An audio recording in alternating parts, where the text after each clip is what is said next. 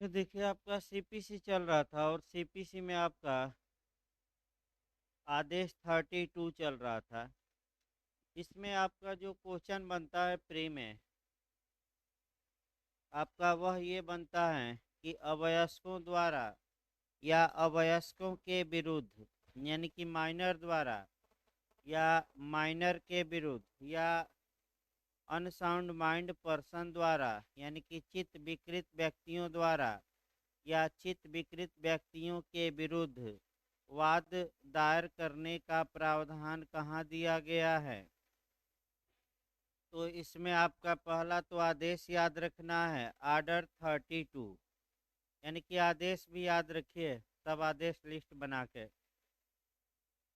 दूसरा जो क्वेश्चन आपका ये बनता है कि जो मुख्य रूप से अब तक के इतिहास में बना है कि अगर वादी अवयस्क या चित्त विकृत हो, चित्त विकृत पिछली बार बना था, अगर वादी अवयस्क माने अवयस्क के मामले में लागू होगी आर्डर 32 कि आपका दूसरा कि अनसाउंड माइंड पर्सन यानी कि चित्त विकृत या पागल व्यक्ति के माने विरुद्ध लागू होगी कि दोनों के विरुद्ध। ये क्वेश्चन आपका आया था पिछली बार। तो आप अवयस्क और पागल अगर वादी है और चाहे प्रतिवादी है तो आर्डर 32 काम करेगा। अगला क्वेश्चन यहाँ जो बनता है कि अगर माइनर या अनसाउंड माइंड प्लेंटिफ या वादी है तो उसकी ओर से कौन नियुक्त किया जाएगा। तो नेक्स्ट फ्रेंड यानी कि वाद मित्र, यह ज़्यादा बना है। और अगर अवयस्क या पागल प्रतिवादी है तो उसकी प्रतिरक्षा के लिए जो व्यक्ति गार्जियन के तौर पर नियुक्त होता है उसका नाम पूछा गया है गार्जियन एड लिटेम यानी कि वादार्थ संरक्षक। इंग्लिश वर्जन एक बार जरूर देख लीजिएगा पढ़ते समय। मैंने अब तक के जो इतिहास में क्वेश्चन आर्डर 32 से बना है इतना ही बना है आपका। तो एक बार आपका बना है कि पागल के बारे में भी आपका आदेश 32 के प्रावधान लागू होंगे, तो वह नियम याद जरूर रखिए। आदेश 32 का नियम 15 यानी कि आदेश आपका 32 का जो रूल 15 है ये भी बन चुका है। सतर्क रहना है 15 से। अब इसके बाद जो क्वेश्चन बन सकता है वो देखिए कि क्वेश्चन ये बन सकता है कि अगर प्रतिवादी अवयस्क या पागल है और उसकी ओर से प्रतिरक्षा के लिए कोई वादार्थ संरक्षक नियुक्त नहीं किया गया है और अवयस्क या पागल के विरुद्ध डिक्री पारित की जाती है तो वह डिक्री क्या होगी। ये एक क्वेश्चन बन सकता है। दे देगा वैध होगी, शून्य होगी, अनियमित होगी। तो आप शून्य मारिएगा यानी कि उसका कोई मतलब नहीं है। एक लाइन लिखिए अलग से। यदि एक लाइन अलग से भाई लिखते रहिए। यदि प्रतिवादी अवयस्क या पागल है, यदि प्रतिवादी अवयस्क या पागल है तथा उसकी प्रतिरक्षा के लिए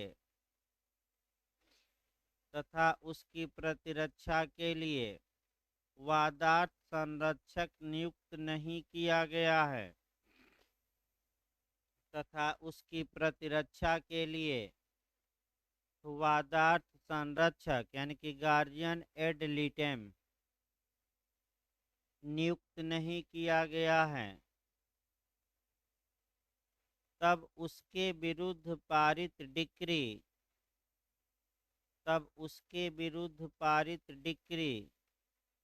नल एंड वाइड होगी। जो लीगल वर्ड यूज किया जाता है नल एंड वाइड यानी कि इसका मतलब अकृत तथा शून्य।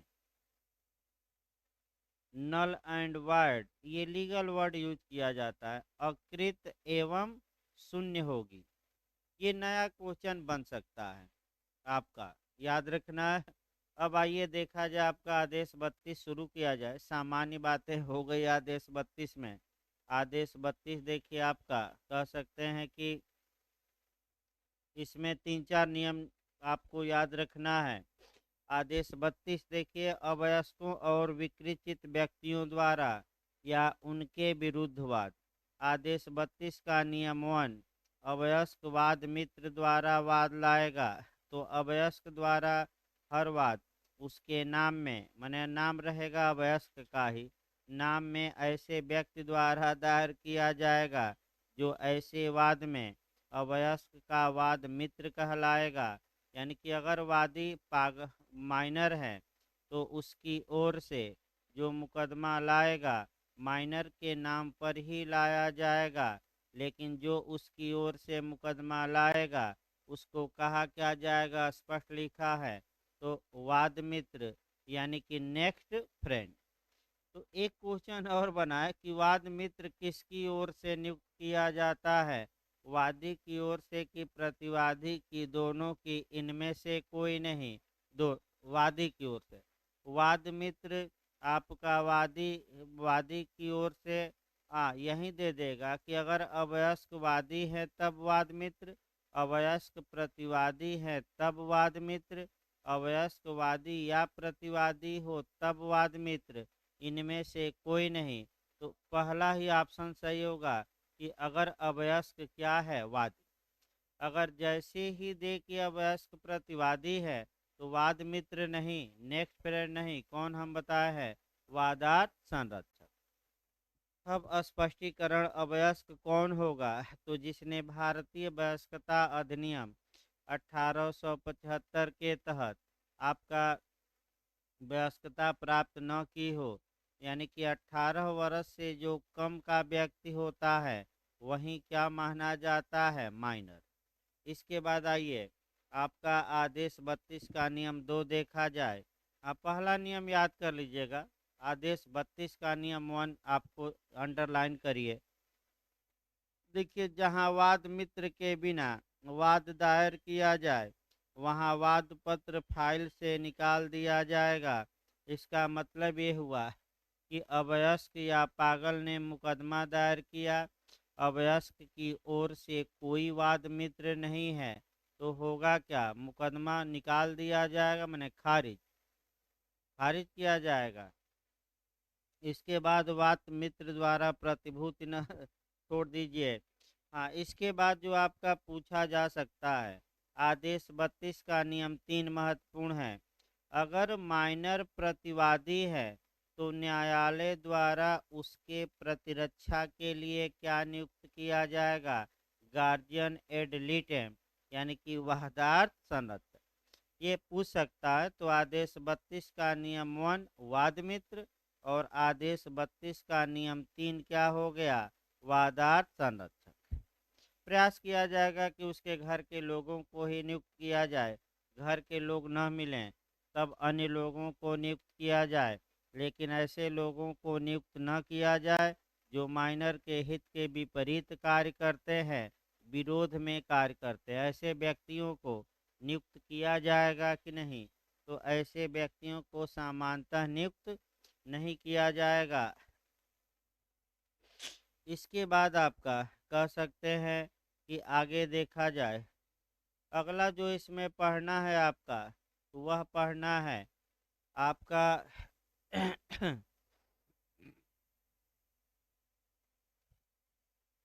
हाँ, लिख लीजिए, आदेश 32 का नियम 8 वाद मित्र का रिटायरमेंट, यानी कि वाद मित्र की निवृत्ति। हो सकता है कहीं पूछा नहीं गया है। इसके बाद आपका जो पढ़ना है मुख्य रूप से 15, आ जाइए। आदेश 32 का नियम 15 पूछा गया था, तो 3 नियम मुख्य रूप से याद रखना है, यह नहीं कि पूरा नहीं।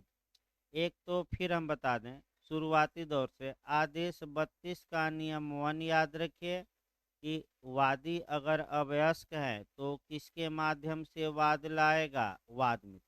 अवयस्क किसे माना जाएगा, जो 18 वर्ष से कम हो।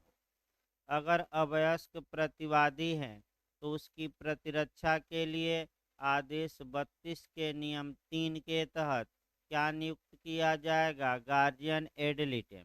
और आपका जो पूछा गया था, अगर अवयस्क अगर पागलवादी है तो पागल की ओर से भी वाद मित्र नियुक्त होगा, और अगर पागल प्रतिवादी हैं, विरोधी पक्षकार हैं, तो उसकी प्रतिरक्षा के लिए भी वादार्थ संरक्षक नियुक्त होगा। ये पूछा गया था पिछली बार। और किस आर्डर के किस नियम में? तो आदेश 32 के नियम 15 में।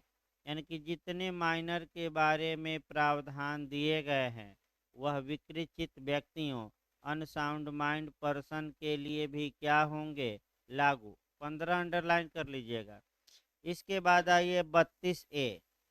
आदेश 32A कुटुंब से संबंध रखने वाले विषयों से संबंधित वाद कभी आज तक के इतिहास में नहीं पूछा गया, लेकिन सतर्कता बरतते हुए केवल कम से कम ये याद रखिए कि आदेश 32A में आपका कुटुंब से संबंध रखने वाले, आपका माने कुटुंब या परिवार से जो संबंध रखने वाले आपका कह सकते हैं कि मामले हैं, उससे संबंधित वाद का प्रावधान किया गया है। लेकिन अब आ जाइए आदेश 33। आदेश 33 से निश्चित तौर पे आपका क्वेश्चन बना है और पूरा चांस भी रहता है। आगे बैठिए। हाँ, देखिए आदेश 33 से पूरा चांस रहता है क्वेश्चन बनने का। बिहार ने भी आपका क्वेश्चन अभी बनाया था पिछली बार आपका। देखिए आदेश 33 जब भी पढ़िए दो नियमों को साथ में पढ़िएगा। आपका एक तो अकिंचन द्वारा वाद या निर्धन द्वारा वाद या सूट बाय इंडिजेंट पर्सन, यानी कि आपका अकिंचन द्वारा वाद। तो पहला क्वेश्चन जो बनता है वह अंडरलाइन कर लीजिए बैरेक्ट पर ही कि अकिंचन द्वारा या निर्धन द्वारा या इंडिजेंट पर्सन। निर्धन न देकर ज़्यादातर अकिंचन देता है, तो अकिंचन द्वारा वाद लाने का प्रावधान किस आर्डर में है? ज़्यादातर ये बना है, तो आर्डर 33। अगर हल्का सा क्वेश्चन चेंज करता है और ये बताता है कि अकिंचन द्वारा अपील का प्रावधान कहाँ है, तो रीड विथ वहीं लिख लेना है बेयर पर। अकिंचन द्वारा अपील 44 में है। फिर एक बार इसको तैयार रखिए, खूब पूछा जाता है आपका। 4-5 नियम अच्छे से इसको गौर करना है। अगर अकिंचन या इंडिजेंट पर्सन या निर्धन द्वारा वाद के बारे में पूछे तो आदेश 33 मारिएगा, और जैसे ही हल्का सा चेंज करे उसी पर लिख लेना है कि अकिंचन द्वारा अपील के बारे में पूछे तो आपको जो प्रावधान मारना है वह आपका मारना है आदेश 44। दोनों याद रखिएगा एक साथ। अब जो बिहार में पूछा गया कि अकिंचन कौन होगा, तो फिर सतर्क रहना है। दो प्रावधान आपको याद करने पड़ेंगे। पहला प्रावधान आपका पहले भूमिका हो जाए तब आपका शुरू किया जाए, क्योंकि यहाँ 5-6 नियम महत्वपूर्ण हैं और उन नियमों को ही अंडरलाइन करना है, पढ़ना है। अगर अकिंचन, फिर एक बार अकिंचन कौन होगा ये आपका बिहार में पूछा गया था, तो दो कंडीशन है अकिंचन की। पहली कंडीशन है कि जहां आपका कोर्ट फीस निर्धारित है, यानी कि जहां न्यायालय शुल्क निश्चित है कि इतना ही लगेगा, वहां ऐसा व्यक्ति निर्धन होगा आपका जिसके पास कोर्ट फीस देने का भी पैसा नहीं। और अगर कोर्ट फीस निश्चित नहीं है तो जिसके पास 1,000 रुपये से अधिक का धन नहीं है, यानी कि 1,000 या 1,000 से कम है, तो वह अकिंचन माना जाएगा। ये 2 पॉइंट याद रखना है। फिर हम दोबारा बता रहे हैं, यही 99% चांस है कि यही क्वेश्चन आता है। फिर एक बार देखिए इसको आपका यानी कि निर्धन कौन माना जाएगा, तो फिर एक बार अच्छे से समझिए। जहां न्यायालय शुल्क निर्धारित है तो जो व्यक्ति न्यायालय शुल्क देने की क्षमता नहीं रखता, यानी कि इतना संपत्ति या धन नहीं है कि वह कोर्ट फीस दे सके, तो वह निर्धन माना जाएगा। और दूसरा पॉइंट याद रखना कि अगर कोर्ट फीस निश्चित नहीं है तो बिहार ने बनाया, वहाँ रकम देखी जाएगी, और कितनी रकम से अधिक का हकदार नहीं है, माने उसके पास नहीं है 1,000। अब आखिर ये आदेश 33 क्यों बनाया गया? इसका मुख्य उद्देश्य ये है कि कोई भी व्यक्ति मात्र न्याय पाने से इसलिए वंचित न कर दिया जाए कि वह अकिंचन है, उसके पास पैसा नहीं है, अर्थात कोई भी व्यक्ति मात्र इस कारण से जस्टिस पाने से विफल न हो जाए कि उसके पास पैसा नहीं है। इसके लिए तमाम कानूनों में तमाम उपाय किए गए हैं, और कोरिलेशन करके लिख लीजिए दो चार। सबसे पहले संविधान में जाना है, और संविधान में देखना है कि अगर राज्य की राय में कोई व्यक्ति अकिंचन है, यानी कि उसके पास धन नहीं है, अर्थात गरीब है, तो ऐसी कंडीशन में राज्य का ये कर्तव्य है कि वह ऐसे व्यक्ति को फ्री लीगल एड दे। अनुच्छेद 39 में, आपका 39A में, निःशुल्क विधिक सहायता प्रदान करना राज्य का कर्तव्य बनाया गया है। जो कौन है? गरीब। तत्पश्चात आपका केस आया HM हास्कट का, और सुप्रीम कोर्ट द्वारा ये कहा गया कि जो फ्री लीगल एड होगा, निःशुल्क विधिक सहायता होगी, आर्टिकल 21 के तहत एक फंडामेंटल राइट होगा, ताकि कोई गरीब न्याय पाने से मात्र इस कारण से न वंचित हो जाए कि उसके पास धन नहीं है। याद रखिएगा, केस पूछा जाता है फ्री लीगल एड में कौन सा? हास्कट। फिर भारत की संसद ने एक कानून बनाया इसके बाद, विधिक सेवा प्राधिकरण अधिनियम 1987, और प्रत्येक स्तर पर और प्रत्येक स्टेज पर फ्री लीगल एड का क्या किया प्रावधान कि कोई व्यक्ति मात्र इस कारण से न्याय पाने से वंचित न हो जाए कि वह निर्धन है। तत्पश्चात आपका इसके लिए CRPC में प्रावधान किया गया है। 304 में प्रावधान है, पूछा जाता है, फ्री लीगल एड वहाँ दिया जाता है, यानी कि कोई अगर अभियुक्त है और आपका उसके पास अधिवक्ता नियुक्त करने की क्षमता नहीं है, तो कोर्ट ऑफ सेशन का ये कर्तव्य है कि बिना पैसा के राज्य के व्यय पर अधिवक्ता प्रदान करे, फ्री में कि न करे, करे। तो उसी उद्देश्य की पूर्ति के लिए कि भाई सिविल मामला है, और ऐसी कंडीशन में मात्र इस कारण से कि कोई व्यक्ति न्याय से विफल न हो जाए, ये प्रावधान किया गया। अब क्वेश्चन ये बनता है कि क्या प्रतिवादी भी अकिंचन का सहारा ले सकता है? तो आप दो कंडीशन याद रखिएगा।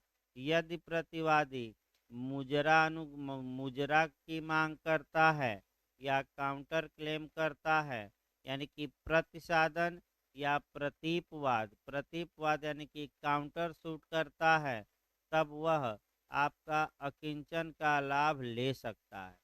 दो ही कंडीशन है, अन्यथा नहीं। तो अकिंचन आपका होगा तो क्या होगा? तो कोर्ट फीस और आदेश का शुल्क में छूट दी जाएगी। आपका छूट देने के बाद आपका मुकदमा उसका चलेगा। मुकदमा के लास्ट में जो भी फैसला आए, चाहे अकिंचन जीते या अकिंचन हारे, हर हाल में सरकार ये जो शुल्क आपका छूट देती थोड़ा बहुत, वह वसूलेगी। यानी कि कोई विशेष मतलब इसका नहीं है। क्यों नहीं है? क्योंकि शुरुआती दौर में आपने रिलीफ दिया, और बाद में सब कुछ अकिंचन से क्या कर रहे हैं? वसूल रहे हैं, चाहे अकिंचन हार जाए या जीत जाए। तो इसका बहुत ज़्यादा विशेष महत्व नहीं है। आखिर कोई क्यों मांग करे? क्योंकि लास्ट में क्या किया जाएगा? वसूली हो जाएगा, चाहे हारे या जीते। तो अपील आ जाए तो 44, अकिंचन अगर अपील करता है तो जो नियम आपका आदेश 33 में है, सेम वही नियम क्या होंगे, लागू। तो पहले तो आदेश याद रखिए। अकिंचन कौन है? अब व्यक्ति शब्द आ गया। व्यक्ति में प्राकृतिक व्यक्ति हैं कि कृत्रिम व्यक्ति हैं कि दोनों हैं? यानी कि जो यहाँ व्यक्ति हम बता रहे हैं कि निर्धन व्यक्तियों द्वारा वाद। तो उच्चतम न्यायालय ने स्पष्ट किया कि व्यक्ति शब्द व्यापक अर्थ रखता है। व्यक्ति में नेचुरल पर्सन भी हैं और आर्टिफिशियल, यानी कि कोई फर्म, कंपनी, संगठन या निगम भी अपना आदेश 33 का सहारा ले सकता है कि नहीं ले सकता है। भले वह बनावटी व्यक्ति हो और शाम के पीरियड में आज वहीं शुरू भी करना है आपका। भाई देखिए, जो लोग शाम को ना आ रहे हो, आपका चूंकि एक एक क्वेश्चन महत्वपूर्ण है कंपटीशन में, तो लाइव क्लास चलेगा। और आज शाम से जो शुरू होगा बता दिया जाए। एक तो पहले पीरियड में जूरिस्प्रूडेंस चलेगा, और जूरिस्प्रूडेंस में आपका लास्ट वाले चैप्टर चलेंगे। आज लीगल पर्सनालिटी ही बताना है, यानी कि विधिक व्यक्तित्व। और सेकंड पीरियड में सीपीसी चलेगी, और सीपीसी में आपका सेक्शन से चलेगा, ताकि आपका जो लोग वीडियो देखते हैं, आपका इधर आदेश से ख़त्म हो जाएगा और उधर सेक्शन से, तो जल्दी निपट जाएगा। तो आपका इसीलिए शाम को आपका लगाया जा रहा है, क्योंकि ज़्यादा लोगों को जो परेशानी उत्पन्न हो रही है वह दो तीन सब्जेक्टों से ज़्यादा हो रही हैं। एक जूरिस्प्रूडेंस से, क्योंकि भाई कोटेशन याद करना है, और दूसरा थोड़ा सीपीसी से। ज़्यादा दो सब्जेक्टों से ज़्यादा आपका लोग परेशान हैं। तो इन दो सब्जेक्टों को थोड़ा अच्छे से पढ़ाया जाए, भले 5-6 दिन इसमें लग जाए, लेकिन इसको क्या करना है, थोड़ा अच्छे से। तो देखिए, आपका अब शुरू किया जाए। आपका आदेश 33 का नियम 1 महत्वपूर्ण है। निर्धन व्यक्ति द्वारा वाद दायर किए जा सकेंगे। देखिए अच्छे से भाई इसको। निम्नलिखित उपबंधों के अधीन रहते हुए कोई भी वाद निर्धन व्यक्ति द्वारा दायर किया जा सकेगा। तो निर्धन व्यक्तियों द्वारा वाद दायर किए जाने के बारे में प्रावधान आदेश 33 के किस नियम में है? 1 में। देखिए आपका स्पष्टीकरण 1। कोई व्यक्ति निर्धन व्यक्ति तब है, यानी कि एक्सप्लेशन 1 ये भी पूछा जाता है कि इंडिजेंट कौन होगा।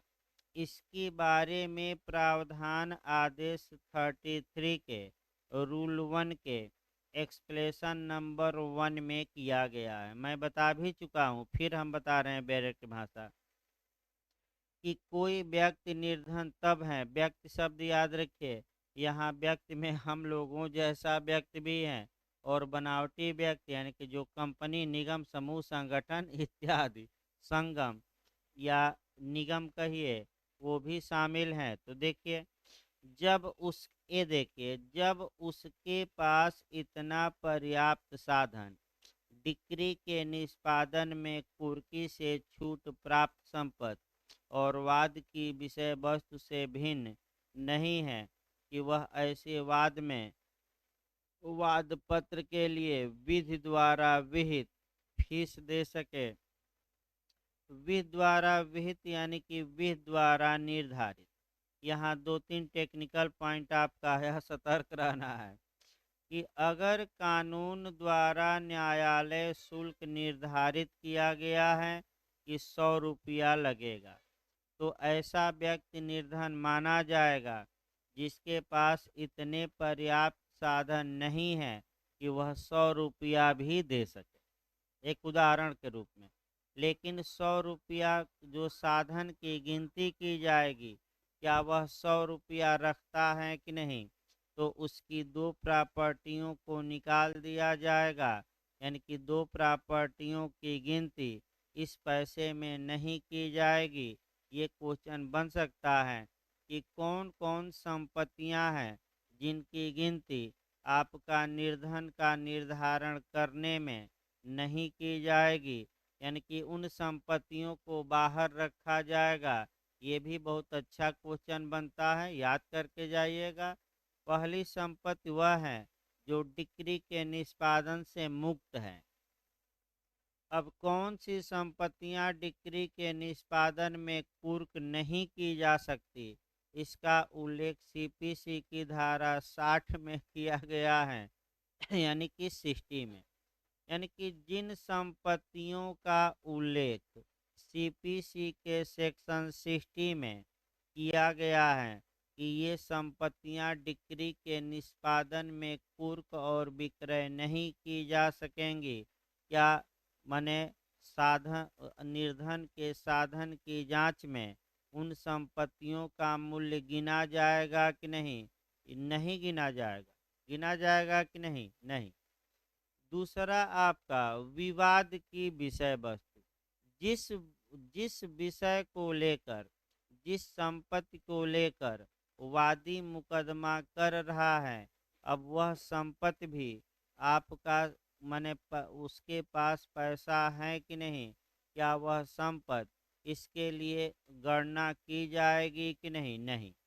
तो कौन कौन सी संपत्तियां निर्धनता के अवधारण में आपका गिनती नहीं की जाती, गणना नहीं की जाती, तो सतर्क रहिएगा। यहाँ क्वेश्चन से दो संपत्तियां कौन कौन जो डिक्री के निष्पादन से क्या है, मुक्त है, और दूसरा कौन, विवाद की विषय वस्तु, जिस पर क्या है, जिसके लिए वादी क्या ला रहा है, मुकदमा।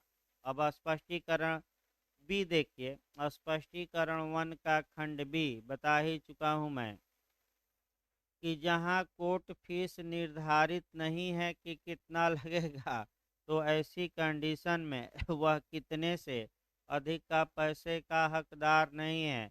1000, तो 1000 वाला नियम कब लागू होगा? जहां न्यायालय शुल्क निर्धारित है कि नहीं है। हाँ, यही पॉइंट है कि नहीं?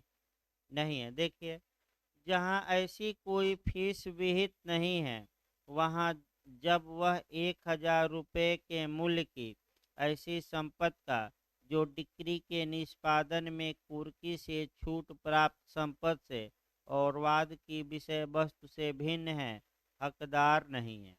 तो यहाँ भी दो संपत्तियों को निकाल देंगे 1000 की गणना करने में। कौन कौन संपत्तियाँ निकाली जाएंगी? जो डिक्री के निष्पादन से मुक्त हो ना है, तो सेक्शन वहाँ डाल लेना है। कौन सा सेक्शन हमने बताया? 60। और जो मुकदमे की क्या हो, विषय वस्तु। तो ये स्पष्टीकरण दो आइए। इस प्रश्न पर विचार करने में कि आवेदक निर्धन व्यक्ति है या नहीं, यानी कि अकिंचन है कि नहीं, किसी ऐसी संपत्ति को ध्यान में रखा जाएगा जिसको उसने निर्धन व्यक्ति के रूप में वाद चलाने की अनुज्ञा के लिए अपना आवेदन प्रस्तुत करने के पश्चात और आवेदन का विनिश्चय होने के पूर्व अर्जित किया था। इसका मतलब ये हुआ कि कोई व्यक्ति है 1 जनवरी को एप्लीकेशन दिया कि हजूर हम निर्धन हैं और हमारा मुकदमा स्वीकार किया जाए, हमसे न्यायालय शुल्क या आदेश का शुल्क न लिया जाए। तो कानून ये कहता है कि जब आवेदन दिया और जब आवेदन पर फैसला आना है कि ये अकिंचन है कि नहीं, अगर इस बीच वह कोई संपत्ति अर्जित कर लेता है, तो अकिंचन की गणना करने में वह संपत्ति जोड़ी जाएगी कि नहीं जोड़ी जाएगी? जोड़ी जाएगी। यानी कि एप्लीकेशन दिया कि हम क्या हैं, गरीब, निर्धन हैं, और अभी तक एप्लीकेशन पर फैसला ही नहीं आया, और इसी बीच यह क्या हो गया, संपत्ति कहीं से पा लिया, तो क्या उन संपत्तियों को की गणना की जाएगी कि नहीं कि ये निर्धन है कि नहीं? क्या उन संपत्तियों को ऐड किया जाएगा कि नहीं किया जाएगा? तीसरा स्पष्टीकरण देखिए, जहां वादी प्रतिनिधि की हैसियत में वाद लाता है, तो वहां अब ये देखा जाएगा कि प्रतिनिधिक हैसियत में कितना धन संपत्ति रखता है। प्रतिनिधि हैसियत का मतलब ये हुआ रिप्रेजेंटेटिव कैपेसिटी में लाता है, तो प्रतिनिधिवाद फिर एक बार देखिए, तो पूछा जाता है कि रिप्रेजेंटेटिव सूट का प्रावधान कहाँ किया गया है। आदेश 1 के नियम 8 में जोड़ लीजिए यहाँ। आदेश 1 के नियम 8 में प्रतिनिधि खूब पूछा जाता है ये भी। आदेश 1 के नियम 8 में प्रतिनिधिवाद का प्रावधान किया गया है। और एक क्वेश्चन और बनता है कि प्रतिनिधि अगर वाद है तो क्या उसमें रेह जुडिकेटा लागू होगा कि नहीं। तभी लागू होगा जब अन्य पक्षकारों को इसकी सूचना दे दी गई हो। और आदेश 33 भी याद रख 23 भी याद रखना है। प्रतिनिधिवाद में समझौता हो सकता है, लेकिन अन्य पक्षकारों को क्या देना पड़ेगा, सूचना। आप अकेले नहीं कर सकते, वादी मर गया तो दूसरा आ जाएगा व्यक्ति, ऐसे उपशमन प्रतिनिधिवाद का नहीं होगा। तो अगर मान लीजिए ए अपने लिए और 10 अन्य लोगों के लिए मुकदमा लाता है तो ए निर्धन है कि नहीं। अब जो 10 लोग संपत्ति रखते हैं उनके अनुसार भी ये निर्धारित किया जाएगा कि ए गरीब है कि धनी है, केवल ए के आधार पर नहीं बल्कि जिनके लिए वह मुकदमा लाता है उनको भी गिना जाएगा कि नहीं, उनकी संपत्ति गिनी जाएगी। अगला ये आपका सबसे महत्वपूर्ण जो आदेश और नियम था, मैं बता दूं आदेश 33 का नियम 1 था। इसके बाद आपका आदेश 33 का नियम 1A, निर्धन व्यक्तियों के साधनों की जांच की जाएगी, या तो न्यायालय स्वयं करे या मुख्य लिपिक वर्गीय अधिकारी द्वारा कर दे। फिर आवेदन की विषय वस्तु सब कुछ लिखना पड़ेगा। फिर आवेदन का उपस्थान, आवेदक की परीक्षा, ये सब आपका परीक्षा और इच्छा हो गई। अब आदेश 33 का नियम 5, आवेदन का नामंजूर किया जाना, लिखिए यहाँ आपका पूछ सकता है, लिखिए इसको अंडरलाइन कर लीजिए। आर्डर 33 का रूल 5, रिजेक्शन ऑफ एप्लीकेशन, इसको थोड़ा कोरिलेट कर लीजिएगा। वाद पत्र का नामंजूरन, तो वाद पत्र का नामंजूरन आदेश 7 रूल 11 में है। तो बताइए डिक्री मानी जाएगी कि नहीं, वाद पत्र का नामंजूरन मानी जाएगी। तो कौन सी डिक्री है, एक्चुअल के डीम्ड, डीम्ड।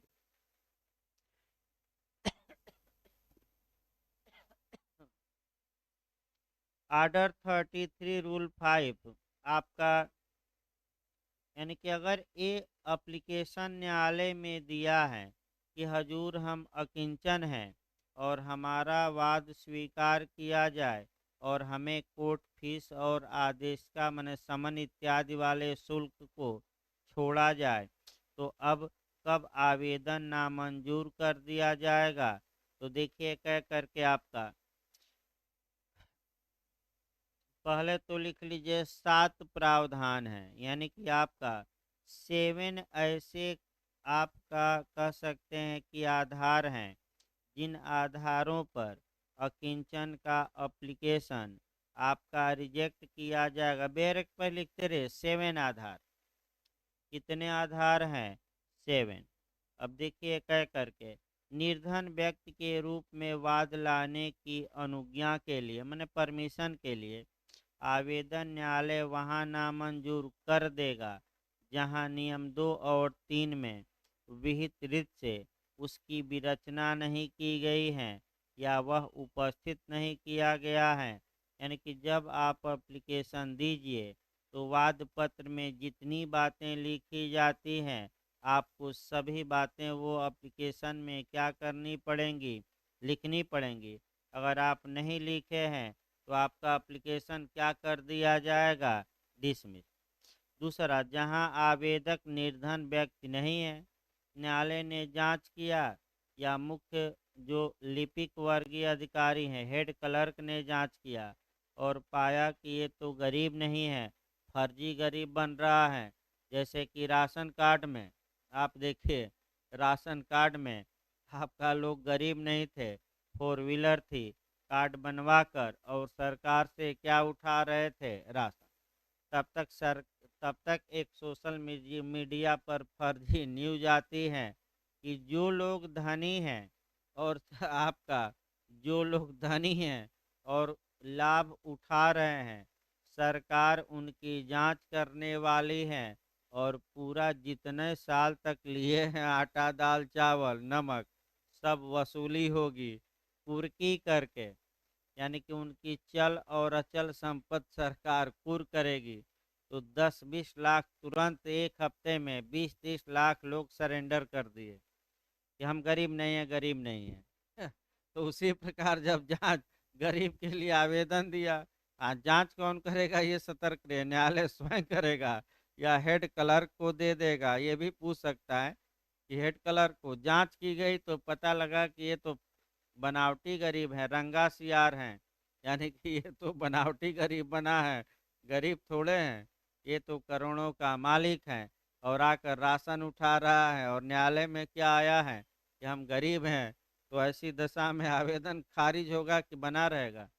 खारिज। तीसरा देखिए, जहां उसने आवेदन उपस्थित करने के ठीक पहले वाले 2 मास के भीतर कपटपूर्वक या इसलिए कि वह निर्धन व्यक्ति के रूप में वाद लाने की अनुज्ञा के लिए आवेदन कर सके किसी संपत्ति का बयान किया है। थोड़ा 2 मास अंडरलाइन करिए। यानी कि ए ने पिछले जिस दिन एप्लीकेशन दिया कि हम अकिंचन हैं, उसके पिछले 2 माह के अंदर कपट पूर्वक अपने संपत्ति का बयान किया, दान दे दिया, विक्रय कर दिया, पट्टा कर दिया इत्यादि, विनिमय कर लिया। इसलिए किया कि आगे चलकर हम क्या करेंगे, मुकदमा करेंगे और किसका हम अपना सहारा लेंगे, अकिंचन का। तो अब मुकदमा उसका एप्लीकेशन खारिज होगा कि बना रहेगा खारिज। लेकिन कितने माह पहले किया हो और कपट सद्भावना में कि दुर्भावना में? सद्भावना में न किया अंतरण, कैसे? कपट कपट कपट यानी कि धोखा देने के लिए, यानी कि हम न्यायालय को धोखा दे देंगे। और क्यों धोखा देंगे? ताकि हम क्या हैं, निर्धन हैं, यानी कि गरीब हैं। सब कुछ चल रहा है लेकिन कोई मतलब लास्ट में नहीं है, चाहे धोखा दो और चाहे सद्भावना में कार्य करो दुर्भावना में, चाहे जीतो या हारो, लास्ट में यही निष्कर्ष निकलेगा कि पैसा सरकार हर हाल में क्या करेगी। अभी तो सोशल मीडिया पर केवल आया तो 20-30 लाख लोग सरेंडर कर दिए राशन कार्ड का, कहीं नोटिफिकेशन आ गया रहता तो 80% लोग सरेंडर कर देते। अब इसका क्यों ये हुआ, ये भी कारण जानना पड़ता है। कारण इसका ये था कि श्रीलंका में लोग दाने दाने को मोहताज हो गए, जैसे पाकिस्तान में आटा के लिए मारा मारी मची है। तो सरकार विपक्षी अटैक करने लगे, तो सरकार ने सोचा कि ये फ्री का जो दिया जा रहा है इसको थोड़ा कम किया जाए। तो सर अपना एक अफवाह सोशल मीडिया पर आ गई और उस अफवाह का लोग पालन करते हुए क्या किए, तुरंत तुरंत सरेंडर कर दिए कि अब हम राशन नहीं लेंगे क्योंकि हम निर्धन से क्या हो गए हैं, धनी हो गए हैं। तो अगला देखिए, तीसरा पॉइंट हो गया, जहां उसके अभिवचनों से वाद हेतुक दर्शित नहीं होता, यानी कि किंचन के लिए एप्लीकेशन दिया है और कोई काजापेक्षन ही नहीं है, कोई मामला ही नहीं बनता, यानी कि इसका मतलब कोई वाद कारण ही नहीं है, यानी कि फर्जी आ गया है, कोई काजापेक्षन है ही नहीं। चौथा देख आपका, चौथा हो गया। पांचवा देखिए, जहां उसने प्रस्थापित वाद की विषय वस्तु के बारे में कोई ऐसा करार किया है जिसके अधीन किसी अन्य व्यक्ति ने ऐसी विषय वस्तु में हित अभिप्राप्त कर लिया है, यानी कि दूसरे से एग्रीमेंट कर लिया विवाद की विषय वस्तु का, दूसरा व्यक्ति हित प्राप्त कर लिया उसमें। तब क्या मतलब, दूसरा हित प्राप्त कर लिया तो तुम क्यों निर्धन की मांग कर रहे हो? एप्लीकेशन क्या होगा, खारिज। अगला देखिए आपका, जहां आवेदन में आवेदक द्वारा किए गए अभिकथनों से यह दर्शित होता है कि वाद तत्समय प्रवृत्त किसी विधि द्वारा वर्जित है। तो विधि द्वारा वर्जित कब वाद होता है? तो सेक्शन 9 यहाँ जोड़ लीजिए आपका, कब सिविल न्यायालय किसी सिविल माने वाद का संज्ञान नहीं करेंगे, या तो एक्सप्रेस रूप से रोक लगाई गई हो या कैसे, विवक्षित, माने कि मुकदमा किया है लेकिन सिविल सूट है ही नहीं। और अंतिम, जहां किसी अन्य व्यक्ति ने मुकदमेबाजी के वित्त पोषण के लिए उसके साथ करार कर लिया है, तो वित्त पोषण में आपका पब्लिक पॉलिसी में कॉन्ट्रैक्ट की धारा 23 देखा जाता है। एक होता है मेंटेनेंस और एक होता है चैम्पर्टी, यानी कि आपका वाद पोषण और वाद क्रय। आपका जब जाएंगे संविदा नियम की कौन सी धारा में, 23 में पब्लिक पॉलिसी जब पढ़ेंगे तो पब्लिक पॉलिसी थोड़ा बहुत बताया जाए। लोक अगर कोई करार का उद्देश्य या प्रतिफल न्यायालय की राय में पब्लिक पॉलिसी के अगेंस्ट होगा, पब्लिक पॉलिसी के विरुद्ध होता है, तो ऐसा करार अवैध और शून्य होता है और न्यायालय उसे शून्य घोषित कर देते हैं। ये जो प्रावधान है ये कॉन्ट्रैक्ट की किस धारा में है, 23 में, एकदम लास्ट लाइन। अनैतिक या लोक न्यायालय की राय में इमोरल हो या पब्लिक पॉलिसी के क्या हो अगेंस्ट। अब वहीं पब्लिक पॉलिसी पर एक क्वेश्चन बनता है कि किसने सो, हाँ पब्लिक पॉलिसी पर देखिए 2-3 मिनट एक्स्ट्रा देखा जाए। लोकनीति शब्द कहीं परिभाषित नहीं है और ये परिभाषित करना भी संभव नहीं, क्योंकि जो पॉलिसी, जो नियम जनता की भलाई के लिए होते हैं वह लोकनीति के फेवर में, और जो नियम जनता की बुराई के लिए होते हैं वह लोकनीति के क्या होगा, विरोध में। अब कौन सी चीज जनता की भलाई के लिए है, कौन विरोध में है, इसका निर्धारण शुद्ध रूप से न्यायालय के विवेक पर निर्भर करता है। तो अतः ऐसी कंडीशन में रिचर्डसन बनाम मेलिस के वाद में जस्टिस बोरो ने आपका लोकनीति की तुलना अनकंट्रोल हार्स से की अनियंत्रित घोड़े। तो BHULLM में पूछा गया था कि माने किसकी तुलना अनियंत्रित घोड़े से की गई है, अनैतिकता की कि आपका प्रतिफल की कि लोकनीति की, कि इनमें से कोई नहीं, ऐसा घुमा दिया था थोड़ा। तो किसकी तुलना लोकनीति की किसने की है, बोरो ने, किस केस में, रिचर्डसन बना मेलिस। हाँ, और लॉर्ड डेनिंग का कोटेशन भी एक बार बना है कि अगर सवार अच्छा हो तो इस अनकंट्रोल घोड़े को कंट्रोल कर सकता है। ये किसने कहा था, लॉर्ड डेनिंग ने। तो फिर एक बार देखिए, अगर कोई व्यक्ति निर्धन के रूप में एप्लीकेशन दिया है और दूसरे व्यक्ति से करार किया है कि हम मुकदमा लड़ेंगे और तुम हमें पैसा मुकदमा लड़ने के लिए क्या करते रहना, देते रहना, तो एप्लीकेशन अब खारिज होगा कि बचा रहेगा, निर्धन का खारिज, क्योंकि दूसरा आदमी तुम्हें पैसा दे रहा है कि नहीं, दे ही रहा है। तो कितनी कंडीशन हो गई जहाँ की आवेदन नामंजूर किया जाएगा, 7, इसको जोड़ लीजिएगा, वाद पत्र का नामंजूरन से रिजेक्शन ऑफ प्लेंट, वहीं कोरिलेट करके पढ़िए। आदेश 7 का कौन सा नियम, 11। देखिए आपका इसके बाद आपका आदेश 33 का नियम 6 छोड़ दीजिएगा। आवेदक की निर्धनता के बारे में साक्ष्य लेने के दिन की सूचना दी जाएगी, विपक्षी को दी जाएगी। आपका कह सकते हैं कि सरकारी वकील को तो बस समय पूछ सकता है कि कितने दिन पहले सूचना दी जाएगी, जो प्रतिवादी भी रहेगा। और चूंकि फीस माफ हो रहे हैं तो सरकार का घाटा होगा, तो सरकारी प्लीडर को 10 दिन। अंडरलाइन करिए आदेश 33 नियम 6 में कितने दिन पहले सुनवाई के सूचना दी जाएगी प्रतिवादी को और सरकारी वकील को, अंडरलाइन कर लीजिए बैरक पर, 10 दिन पहले। अब सुनवाई में प्रक्रिया तो सब कुछ लिया जाएगा, सुना जाएगा। आपका बहुत लंबा तामझाम है। इसके बाद आपका,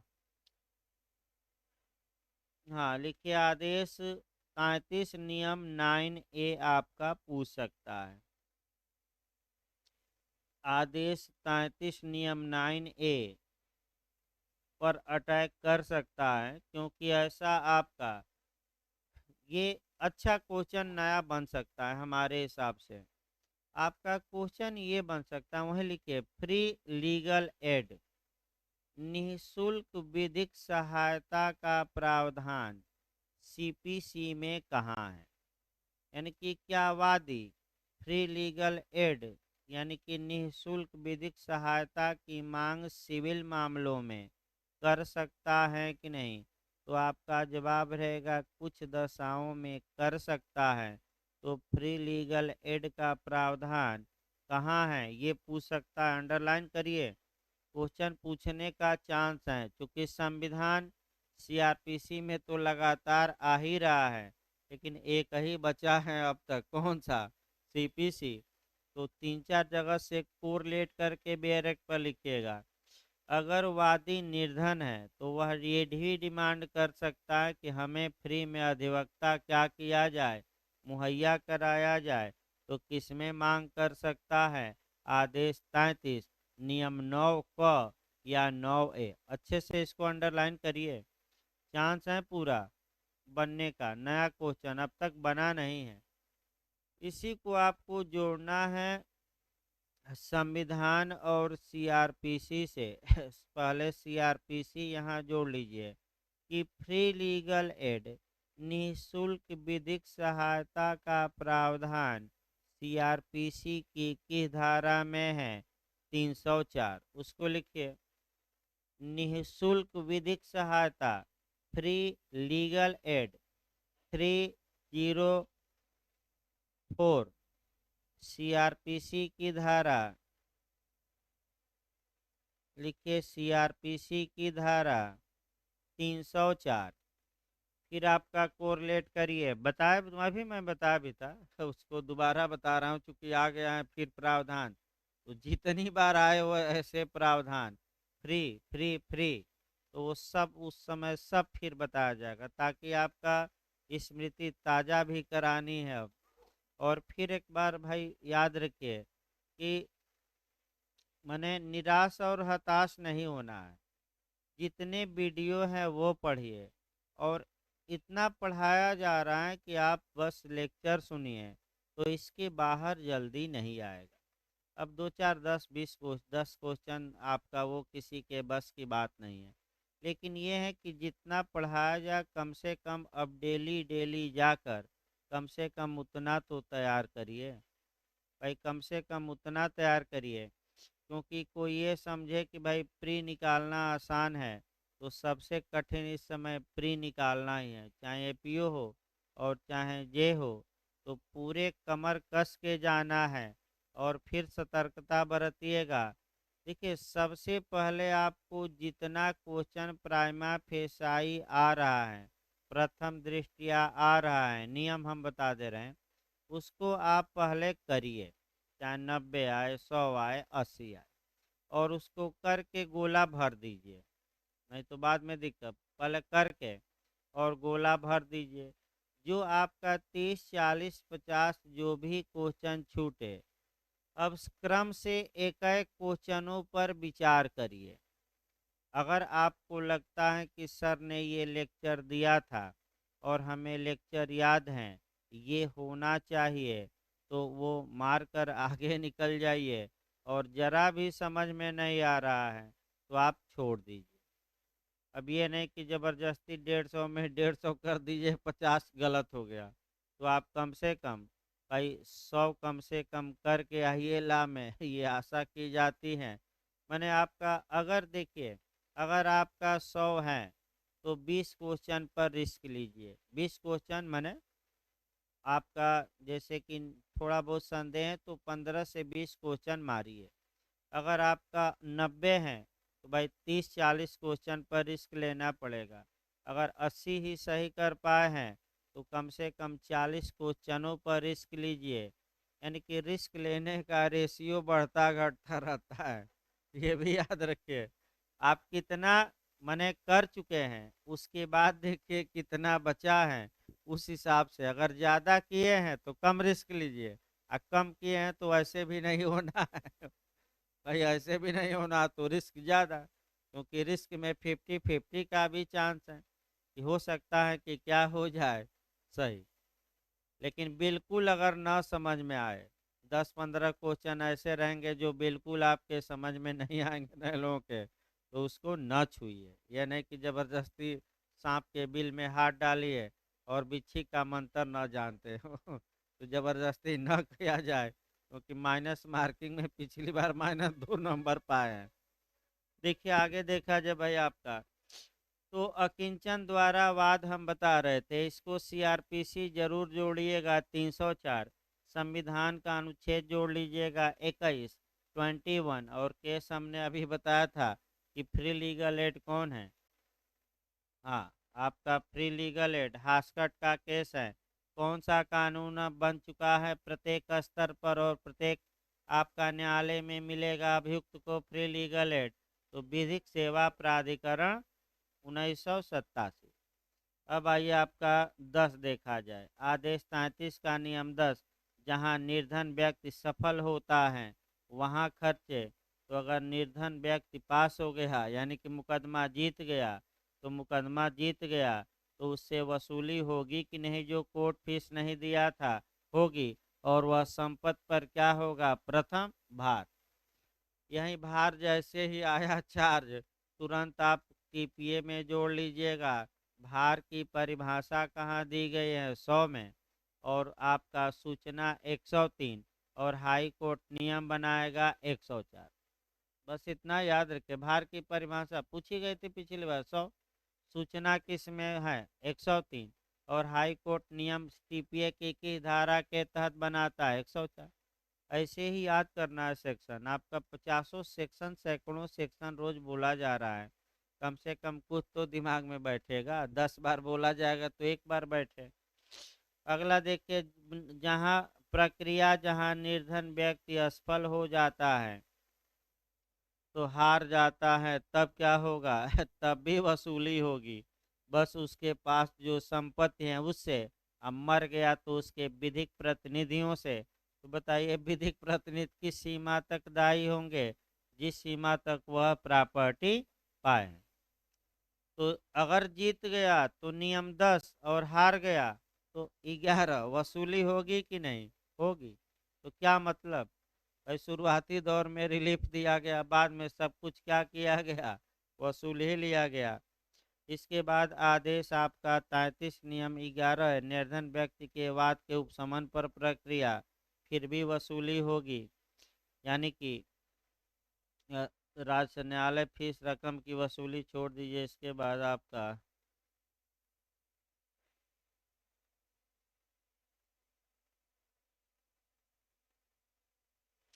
जो महत्वपूर्ण है, आदेश 33 नियम 17 लिखिए, आदेश 33 नियम 17, निर्धन व्यक्ति द्वारा प्रतिवाद, ये क्वेश्चन भी आ सकता है नया, निर्धन व्यक्ति द्वारा प्रतिवाद। देखिए अगर वादी ने वाद दायर किया और प्रतिवादी प्रतिवाद पत्र दायर करता है, डब्ल्यूएस या लिखित कथन या रिटिन स्टेटमेंट, तो क्या प्रतिवादी आपका अकिंचन का सहारा ले सकता है कि नहीं, कि हम अकिंचन हैं, तो सामान्यतः नहीं। लेकिन कब ले सकता है, केवल दो मामलों में, वहीं अंडरलाइन या अलग से लिख लीजिए। प्रतिवादी कब अकिंचन का सहारा ले सकता है कि हमारी कोर्ट फीस न ली जाए, तो जब वह मुजरा की मांग करता है या प्रतिदावा। दो लिखिए, सेटअप या काउंटर क्लेम, सेटअप यानी कभी बताना है, ये बताया नहीं गया है, मुजरा या प्रतिदावा। तो कब प्रतिवादी निर्धन का माने निर्धन के रूप में अनुज्ञा मांग सकता है कोर्ट से कि हम निर्धन हैं, कोर्ट फीस न ली जाए, तो सतर्क रहिएगा, दो कंडीशन बनाइएगा, कौन कौन, एक मुजरा और दूसरा प्रतिदावा।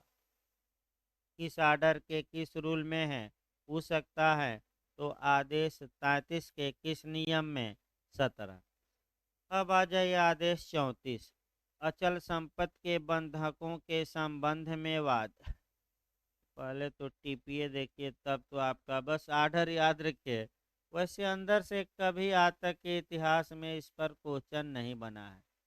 लेकिन प्री में आदेश याद रखिए कि अचल संपत्ति के बंधक से संबंधित वाद में आपका कह सकते हैं कि प्रावधान किस आर्डर के किस रूल में, तो आपका आदेश 34 में दिया गया है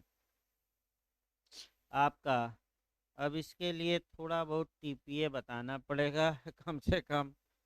देखिए टीपीए का जो चैप्टर 4 है, हल्का सा देखिए 2-4 मिनट एक्स्ट्रा जाकर, भाई कोई उपाय नहीं है, थोड़ा बहुत समझाना पड़ेगा। टीपीए का अध्याय जो 4 है, टीपीए का जो चैप्टर 4 है, वह मार्गेज या बंधक के बारे में प्रावधान करता है। और धारा 58 से लेकर 104 मार्गेज एंड चार्ज यानी कि बंधक और भार।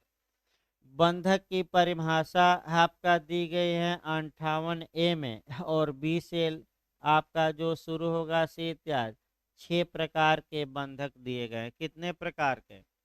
6 प्रकार के। तो एक बंधक का समव्यवहार बनाया जाए। ए के पास ये मकान है, ये मकान, इस मकान में हित का ट्रांसफर यह करता है बी को, और बी से 1 लाख रुपया उधार लेता है, कि 1 लाख रुपया उधार लेता है, और गारंटी के तौर पर ए ने अपने जो मकान में हित है उस में हित का ट्रांसफर किसको किया? बी को। इसलिए किया कि बी का 1 लाख रुपया सिक्योर हो जाए। तो इसी को हम बंधक कहते हैं। बंधक केवल अचल संपत्ति का होगा। अगर यही समव्यवहार चल संपत्ति का है, मूवेबल प्रॉपर्टी, तो मैं बता चुका हूँ शाम वाले में, वह प्लीज या गिरवी होगी। और आपका 172 में गिरवी दी गई है, और अचल संपत्ति में हित सृजन किया गया है, तो आपका बंधक। तो गारंटी के तौर पर इस उदाहरण में क्या ए ने रखा है? बी के पास मकान। तो मकान में हित का सृजन किसको किया? तो क्या मकान बेच दिया कि बंधक रखा? तो 1 से mortgage always a mortgage. Noakes and company का केस याद रखिएगा, राइस बनाम नोक्स एंड कंपनी। ए ने बेचा नहीं, दान नहीं दे दिया, बंधक है। तो बंधक में अब ए का नाम याद रखिएगा, बी का नाम याद रखिएगा। ए का जो नाम होगा मार्गेजर, बंधक करता, और बी का नाम क्या होगा? मार्गेजी, बंधकदार। बंधक संपत्ति वह मकान हो गई। बंधक धन पूछे तो 1 लाख रुपया, और जिस विलेख पर ये सब लिखा जाएगा वह बंधक विलेख, और पूरे समव्यवहार का एक नाम क्या देंगे? बंधक। तो आपका 58A में बंधक की परिभाषा दी गई है। अब ए को क्या अधिकार होगा? कि ए बी का पैसा वापस कर दे और अपना मकान वापस ले ले। तो ए के इस अधिकार को कि पैसा वापस करे और मकान ले ले, इसको हम कहते हैं राइट टू रिडीम, यानी कि मोचन का अधिकार। तो पहला क्वेश्चन बना है कि मोचन का अधिकार किसका अधिकार है? बंधककर्ता की बंधकदार का कि दोनों का? बंधककर्ता। और बी को क्या अधिकार है? कि अगर ए पैसा नहीं देता तो फोरक्लोजर ए के अधिकारों को जब्त करा ले पूर्वबंध, या वह संपत्ति विक्रय करवा दे बी, और विक्रय करवा कर अपना पैसा वसूल ले। तो इसके लिए जो मुकदमा होगा, ए करेगा मोचन के लिए और बी पूर्वबंध या विक्रय के लिए करेगा। तो ऐसी दशा में मुकदमे करने की प्रक्रिया क्या होगी, ये टीपीए नहीं बताएगी। क्योंकि मामला सिविल है, तो ये किस आर्डर से गवर्न होगा? 34। तो 34 पढ़ना नहीं है पूरा। आगे देखिए आपका 35। 35 से क्वेश्चन आपका बनता है। देखिए आदेश 35 से आपका क्वेश्चन बनता है। और एक क्वेश्चन आपका, पहले तो नियम जानिए। ऑर्डर 35 से क्वेश्चन हर एक राज्य ने बनाया है, और जब भी आर्डर आप कह सकते हैं कि ये पढ़िए, तो एक सेक्शन उठाकर पढ़िएगा 88 पहले, यानी कि 88 रीड विथ आर्डर 35। पहले क्वेश्चन का मॉडल बना लिया जाए और प्रयास करिए भाई तैयार करने का, तब सही रहेगा। देखिए आपका इंटरप्लीडर सूट, हिंदी में कहते हैं अंतराभिवाचीवाद। तो पहला आपका नियम आया कि अंतराभिवाचीवाद के बारे में आपका जो प्रिंसिपल हैं, सिद्धांत हैं, वह किस सेक्शन में दिया गया है, तो सेक्शन याद रखिएगा 88। और इंटरप्लीडर सूट के बारे में प्रोसीजर पूछ ले, प्रक्रिया पूछ ले, तो प्रक्रिया किस आदेश में दी गई है, 35 में। पहला क्वेश्चन तो ये याद रखिए कि आपका सेक्शन कौन है और आर्डर कौन है, यहाँ से गलती ना हो। इंटरप्लीडर सूट, इंटरप्लीडर का मतलब आपस में ही अभिवचन, आपस में ही लड़ाई। तो अब आइए, आपका सामान्य नियम क्या है, तो पहले जनरल रूल देखा जाए, सामान्य नियम, क्योंकि जो क्वेश्चन आपका अटैक करता है पहले वह बता दिया जाए और तभी इन धाराओं और आदेश को शुरू किया जाए। सामान्यतः देखिए होता क्या है, किसी भी मुकदमे में जो विवाद होता है या एक दूसरे के खिलाफ लोग प्लीडिंग करते हैं, तो वादी प्रतिवादी के खिलाफ अभिवचन करता है और प्रतिवादी वादी के खिलाफ। यानी कि सामान्यतः किसी वाद में जो विवाद होता है, डिस्प्यूट होता है, फैक्ट इन इशू होता है, वह किसके बीच होता है, वादी और प्रतिवादी। वादी डिमांड करता है और प्रतिवादी क्या करता है, डिनाई। अब आप लोग बताइए, तो वादी ने मांग किया, प्रतिवादी ने इनकार किया, तो आदेश 14 भी याद रखना है। इससे क्या उत्पन्न होगा, विवादक तथ्य। तो फिर एक बार बताइए, विवादक तथ्य कितने प्रकार के होते हैं, दो। कौन कौन, एक तथ्य के और विधि के। अब आइए, सबसे पहले सुनवाई किस पर होती है, विधि के विवादक पर। उसके बाद तो विधि के विवादक कौन होंगे, एक अधिकारता और दूसरा समय, लिमिटेशन। याद रखिए, अधिकारता किसका विवाद है, सबसे पहले जुरिडिक्शन पर ही चर्चा होगी, विवाद हो गया कि अधिकारता है कि नहीं आपका। उसके बाद टाइम पर कि क्या समय तो नहीं बीत गया मुकदमा करने का, लिमिटेशन पीरियड, मर्यादा। क्योंकि अगर अधिकारता नहीं है तो मुकदमा डिसमिस, और समय बीत गया तब भी मुकदमा ना आपका क्या हो जाएगा, नामंजूर। तो सबसे पहले इसी पर विचार होता है कि मुकदमा चलने लायक है कि नहीं है। अब यहाँ आइए, तो ए ने बी के खिलाफ मुकदमा किया, ए प्लेंटिफ हो गया, डिफेंडेंट बी हो गया, यानी कि ए वादी और बी प्रतिवादी। ए मांग करता है और बी क्या करता है, इनकार। ये सामान्य वादों में होता है। लेकिन इंटर प्लीडर सूट एक ऐसा वाद है जहां मुख्य विवाद वादी या प्रतिवादी के बीच नहीं होता, तो आखिर आपस में अभिवचन कौन करते हैं, आपस में प्रतिवादी लड़ते हैं। यानी कि आपस में कौन लड़ाई करते हैं, प्रतिवादी। तो यही क्वेश्चन आपका बना था झारखंड से लेकर तमाम जगहों पर कि इंटर प्लीडर सूट में कौन आपस में अभिवचन करते हैं, मुख्य विवाद किसके बीच होता है, तो चार ऑप्शन बनाएगा, वादी प्रतिवादी में, फिर वादी वादी में, प्रतिवादियों के बीच होता है आपस में, इनमें से कोई नहीं। बताए किसके बीच, हाँ, आपस में अभिवचन कौन करते हैं, प्रतिवादी। वादी बहुत ज़्यादा मतलब नहीं रखता, तो प्रतिवादी करते हैं। तो कम से कम एक उदाहरण देखा जाए, एक उदाहरण लाकर वाला ही देखा जाए, सबसे अच्छा उदाहरण देखिए। एक व्यक्ति हैं, बैंक में लाकर रखा है, बैंक में आपका लाकर रखा है, एक की मृत्यु हो जाती है, बी मान लीजिए पुत्र हो गया और सी पुत्री हो गई, एक ही। अब पुत्री कह रही हैं जाकर बैंक वाले से, अब बैंक वाले को डी बना लिया जाए। आपका पुत्री बैंक वाले यानी कि डी से जाकर कहती हैं कि पिताजी मुझे मानते थे, पूरा धन क्या करो मुझे दे दो। और बी कहता है जाकर बैंक वाले से कि हम उत्तराधिकारी हैं पिताजी के, पूरा पैसा हमें दे दो लाकर की चाबी। अब बैंक वाला बेचारा यानी कि आपका कितने आ गए हकदार, तो प्रतिवादी कम से कम इंटर प्लीडर सूट में कितने होने चाहिए, दो। और एक दूसरे के विरोध में मने कह सकते हैं मांग कर रहे हैं कि साथ साथ, बताइए विरोध में मांग कर रहे हैं कि साथ साथ। विरोध में बी अलग मांग कर रहा है और सी अलग।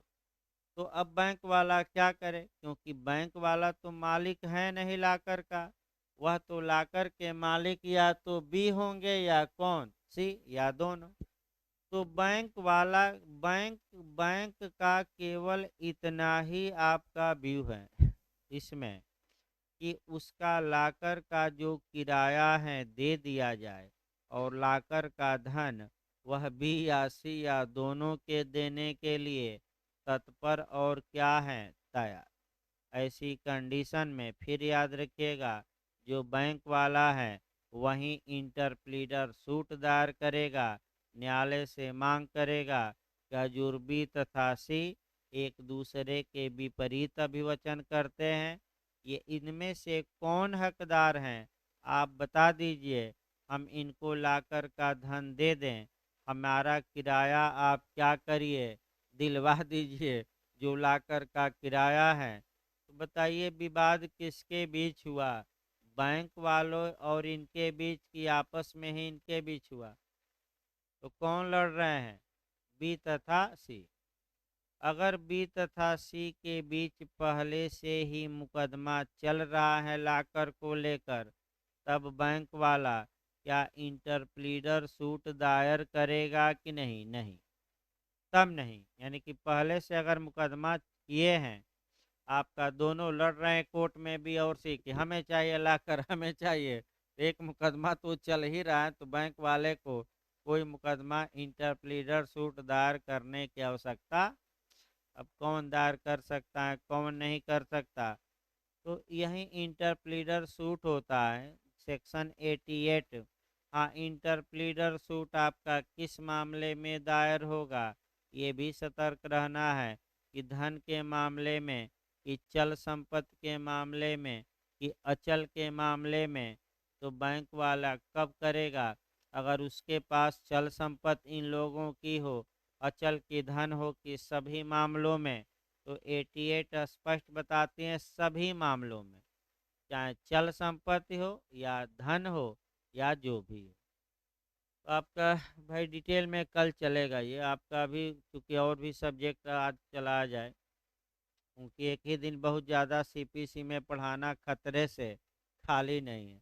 लेकिन जितना दो चार आपका चल रहा है आर्डर आपका, उतना कम से कम तैयार रखिए, आपका फिर बताया जाए। तो अभी एविडेंस चलेगा, उसके बाद अब भाई जो लोग आपका जीएस करेंट पढ़ना चाहते हैं, आज भाई रजिस्ट्रेशन मैंने करवा लें। आज वहीं लाख की क्लास के बाद आज से शुरू होगा करेंट। भाई जो लोग ऑनलाइन भी पढ़ना चाहते हैं, 500 रुपया फीस रखी गई है। और आपका करेंट की जो लोग पढ़ना चाहें, अगर मैंने मान लीजिए यहाँ लेट हो रहा हो आपको, तो आप ऑनलाइन जो भाई 500 जमा करके जोड़वा लीजिए, और घर बैठे पढ़िए, वीडियो भी जाएगी। भाई जिनको पढ़ना है अपना रजिस्ट्रेशन करा लेंगे जाते समय, वैसे सर आएंगे ही, ला की क्लास हो जाएगी, उसके बाद लास्ट में लगेगा, चाहे कोई रहे न रहे, ऑनलाइन तो चलेगा ही।